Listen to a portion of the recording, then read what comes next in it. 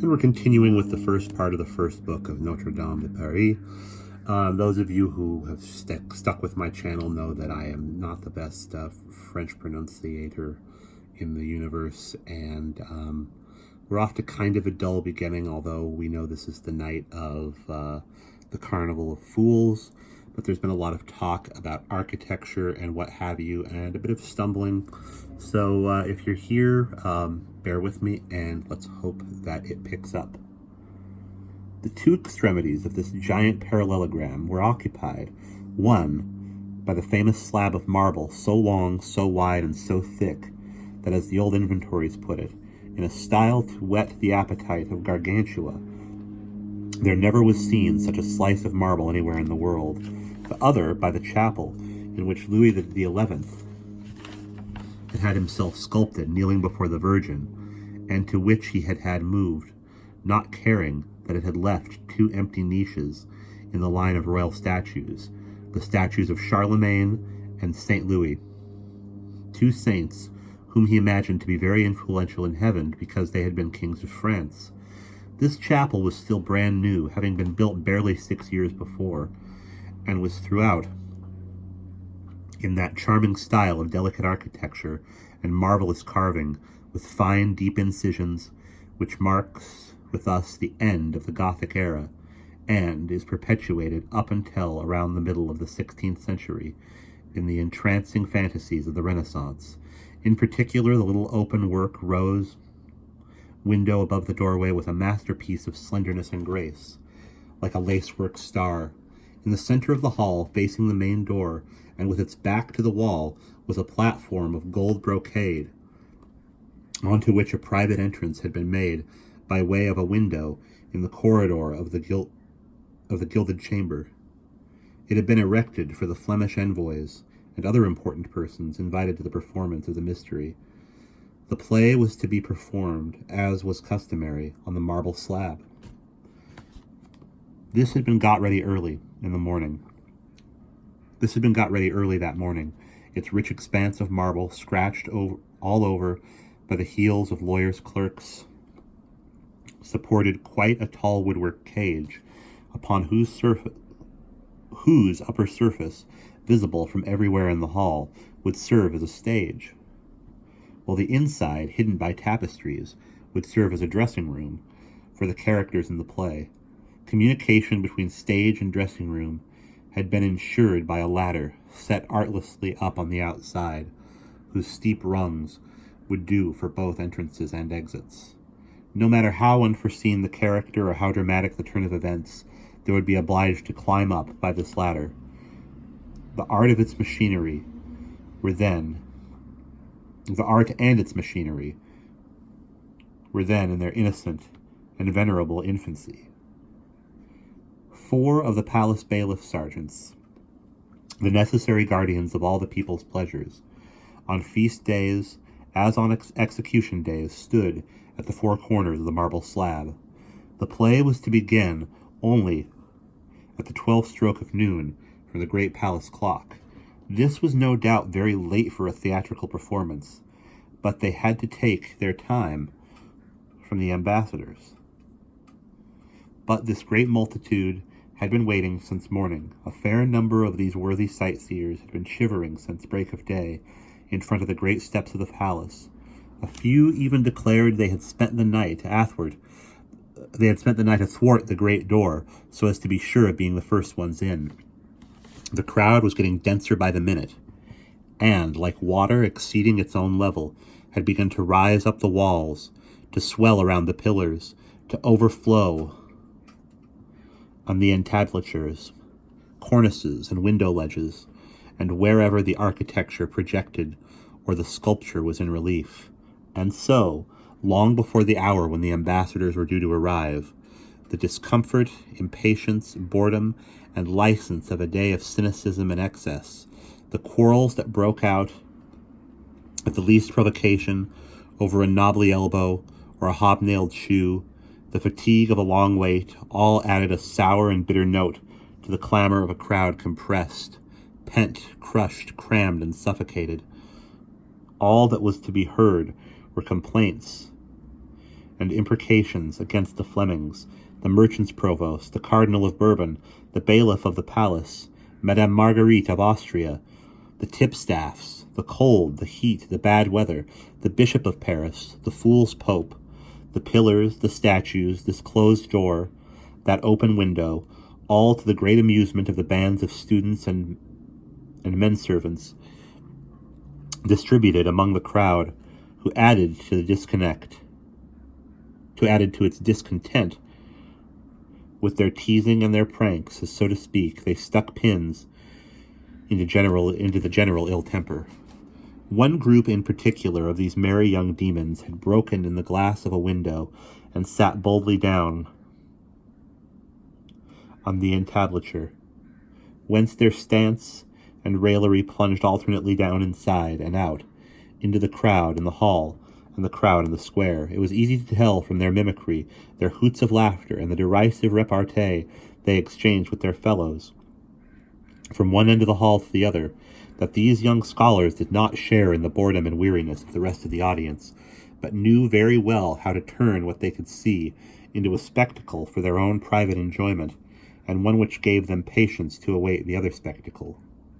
"Upon my soul, it's you, Jonas Frollo.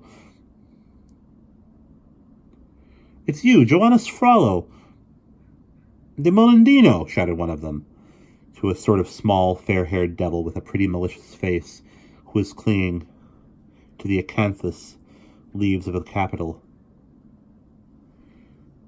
"Jehan of the Windmill is the right name for you.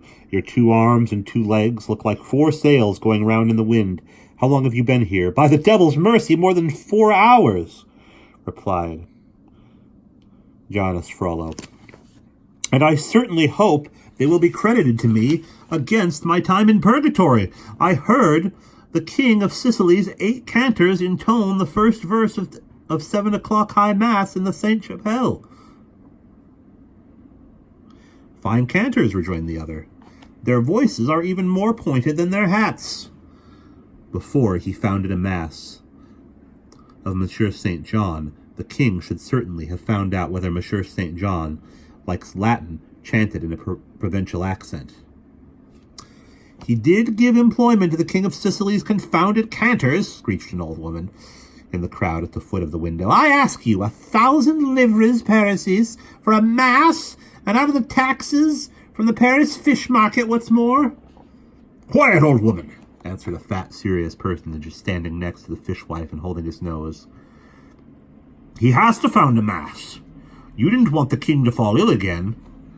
"Bravely spoken, Sir Giles Lecornu, master furrier of the king's wardrobe," shouted the small student clinging to the Capitol.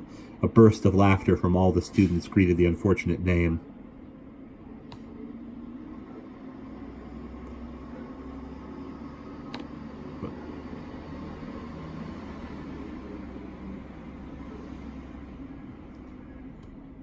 Of the poor master furrier of the king's wardrobe. "Lecornu, Giles Lecornu," said some of them, and the footnote tells us that means that Lecornu would mean the one with horns, meaning that he is a cuckold, and then cornutus et hysteros, which means horned and hairy, put in another. "No doubt," went on the young imp in the Capitol. "Why the laughter? An honorable man, Giles Lecornu, the brother of Maitre Jehan Lecornu, provost of the king's household, and the son of Maitre Mahad Lecornu, first gatekeeper of the forest of Vincennes. All burgesses of Paris, all married from father to son." The merriment was renewed. The fat master furrier made no reply, but struggled to escape the stares leveled at him from all sides. But he puffed and sweated in vain. His efforts merely caused his broad apoplectic face, purple with resentment and ire, to become more solidly embedded among the shoulders of his neighbors, like a wedge sinking into a piece of wood. One of the neighbors, as short, fat, and venerable as himself, finally came to his aid. "Disgraceful! Students addressing a burgess in that tone. In my day, we'd have taken a birch twig to them and burned them with it afterwards." The whole band exploded. Who's that singing scales? Who's the owl of ill omen? Hold on, I know who it is, said one. It's Maitre Ande Musenaire. Because he's one of the forsworn booksellers of the university, said another. Everything in that place comes in fours, cried a third. 4 nations, 4 facilities, 4 feast days, 4 proctors, 4 elections, 4 booksellers. Well, then we ought to give them what for, put in Jean Frollo.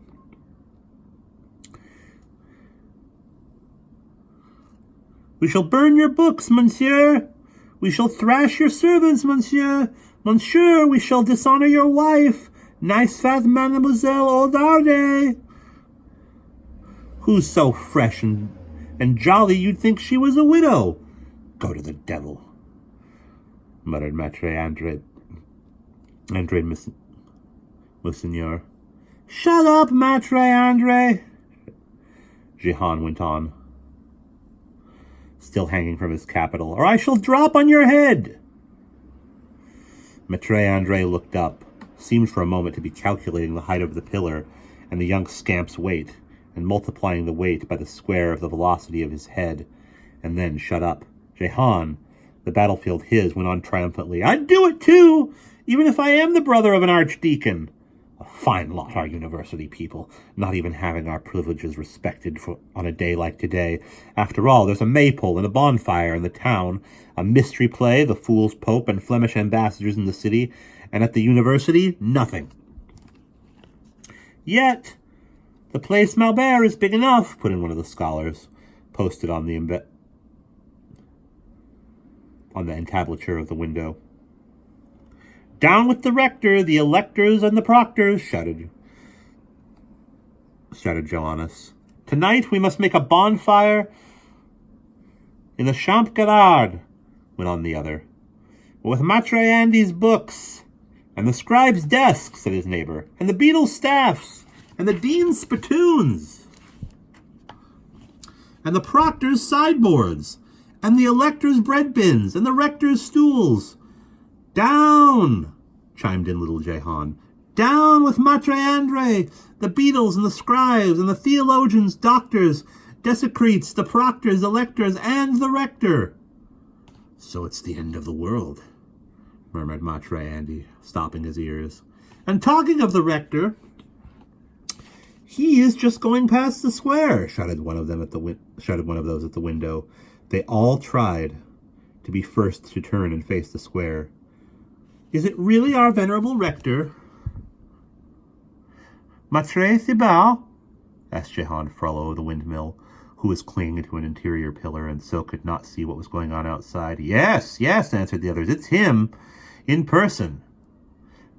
Maitre Thibault, the rector. It was indeed the rector, and all the dignitaries of the university going in procession to meet the embassy. And just then, crossing the palace square, the students, crowded in the window, greeted them as they went by with sarcasms and ironic applause. The rector, walking at the head of his company, bore the brunt of the opening salvo, which was a fierce one. Hello, rector! Yoo-hoo! Good morning! How's he managed to get here, the old gambler? Has he left his dice, then? Look at him, trotting on his mule. Its ears aren't as long as his. Yoo-hoo! Good morning, Rector Thibault! Table à la terre!